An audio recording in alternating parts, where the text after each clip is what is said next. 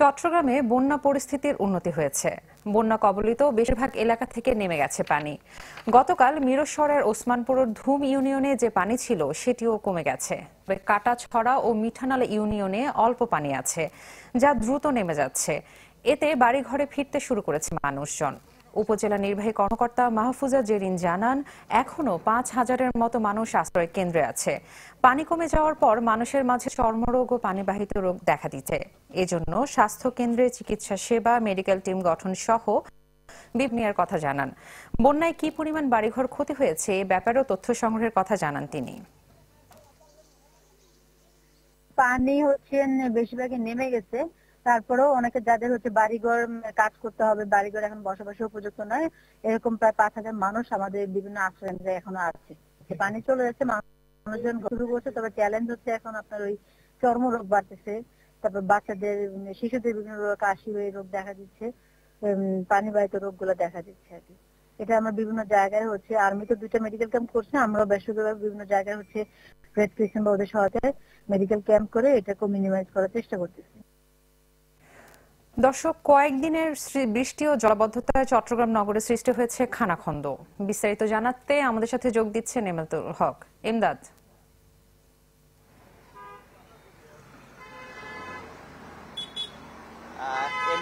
এই যে প্রবল বৃষ্টিপাত, সড়কের উপর পানি জমে থাকে এবং এই সময়েও ভারী মাঝারি বিভিন্ন ধরনের যানবাহন চলাচলের কারণে যে সড়কে যে ক্ষতবিক্ষত অবস্থা, সেটি কিন্তু আমরা নগরে বিভিন্ন জায়গায় ঘুরে দেখছি এবং আমি একটু দেখানোর চেষ্টা করছি। আমরা আছি এখন মুরাদপুরের পাশে আতুরার ডিপো এলাকায়।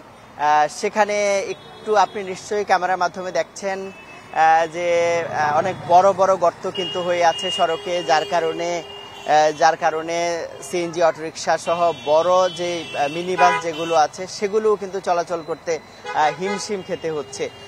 একদম গর্তের কাছে এসে দাঁড়িয়ে যেতে হচ্ছে, আসলে এমন অবস্থা।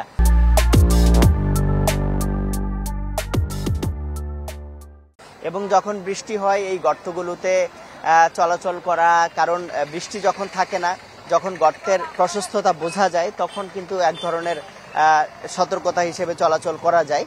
কিন্তু যখন বৃষ্টি থাকে বা একটু পানি জমে থাকে তখন আসলে এই জায়গাগুলোতে পরে চাকা গর্তে পড়ে যাওয়া বা গাড়ির স্প্রিং ভেঙে যাওয়া, রিক্সা উল্টে যাওয়া, এই ধরনের কিন্তু বিভিন্ন ধরনের কিন্তু অবস্থা তৈরি হয়। তো আমি সিটি কর্পোরেশনে কথা বলেছি, তারা যেটি বলেছেন যে চট্টগ্রামের এই যে আমি যে জায়গাটিতে আছি মুরাদপুর, সেখানে আসলে অক্সিজেন থেকে মুরাদপুর এই জায়গাটিতেই কিন্তু আসলে খানাখন্দ বেশি। এর বাইরেও নগরীর বিভিন্ন সড়কে কিন্তু এমন ক্ষতবিক্ষত অবস্থা। এবং সিটি কর্পোরেশনের যে তথ্য সেটি বলছে যে নগরীতে 70 থেকে প্রায় 80 কিলোমিটার সড়ক কিন্তু এমন ভাঙাচোরা বা ক্ষতবিক্ষত অবস্থা। তো তারা যেটি বলছেন যে সেগুলি সংস্কারের জন্য তারা কাজ শুরু করেছেন। একটি বিষয়টি জানিয়ে রাখি যে আসলে আমাদের সড়কের এটি জানা কথাই যে সড়কে পানি জমতে পারে, বৃষ্টিপাত হতে পারে বর্ষায়, তারপরেও আসলে ঠিকমতো কাজ না হওয়ার কারণেও কিন্তু এই যে সামান্য বৃষ্টিতেই এমন ক্ষতবিক্ষত অবস্থা হয়। তো সাধারণ মানুষ যেটি দাবি করছেন যে সামনের দিনে সড়ক মেরামত বা সড়ক নতুনভাবে নির্মাণের ক্ষেত্রে যেন মান নিয়ন্ত্রণ করে সড়কটি নির্মাণ করা হয়, সেই দাবি কিন্তু তারা বলছেন এবং এক্ষেত্রেই তাদের যে ভোগান্তি সেটি কমে আসবে এমনটি কিন্তু তারা বলছেন।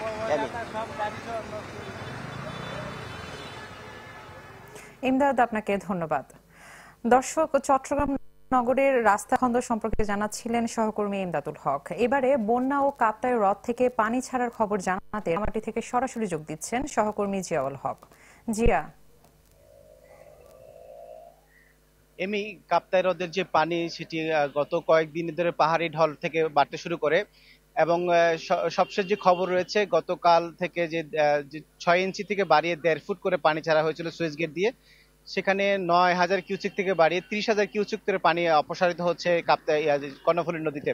একই সাথে কাপ্তাই যে হাইড্রোলিক প্রোজেক্টে 5টি কেন্দ্র রয়েছে সেখান থেকেও 30,000 কিউসেক করে পানি অপসারিত হচ্ছে। এই পানি 60,000 পানি প্রতি সেকেন্ডে অপসারিত হওয়ার পর কাপ্তাই হ্রদের আশপাশের এলাকা সেখান থেকে পানি কমতে শুরু করেছে, কিন্তু সেই কমার পরিমাণও খুবই কম।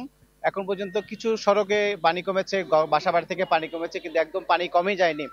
স্থানীয়রা বলছেন যে এভাবে যদি চলতে থাকে তাহলে আরো 1 দিন বা 2 দিনের মধ্যে পানি কমে যাবে, তাহলে আসলে মানুষ মানে স্বাভাবিক জীবনে ফিরতে পারবে স্থানীয়রা। একই সাথে রাঙ্গামাটিতে যে 18,000 মানুষ এখনো পানিবন্দী রয়েছে, কিছু এলাকা মানুষ আশ্রয় কেন্দ্রে অবস্থান করছে, তাদের জন্য জেলা প্রশাসন থেকে খাদ্যশস্য দেওয়া হচ্ছে। আর একটি তথ্য জানিয়ে রাখতে চাই, কৃষি বিভাগের সাথে কিছুক্ষণ আগে কথা বলেছি, তারা জানিয়েছে এই বন্যার কারণে প্রায় 21,001 হেক্টর জমি রাঙ্গামাটি জেলায় ক্ষতিগ্রস্ত হয়েছে এবং প্রায় 44 কোটি টাকার ক্ষয়ক্ষতি হয়েছে বলে জানিয়েছেন। একই সাথে বন্যা পানি সরে গেলে এই কৃষকদের মাঝে নতুন করে খাদ্যশস্য বিতরণ, বীজ বিতরণ করা হবে, যাতে আগামীতে দ্রুত সময়ের মধ্যে যাতে আবারও খাদ্য স্বয়ংসম্পূর্ণ করতে পারে, সেই ধরনের উদ্যোগের কথা জানিয়েছেন কৃষি বিভাগ। এই ছিল রাঙ্গামাটি থেকে আমার কাছে সবশেষ এমই।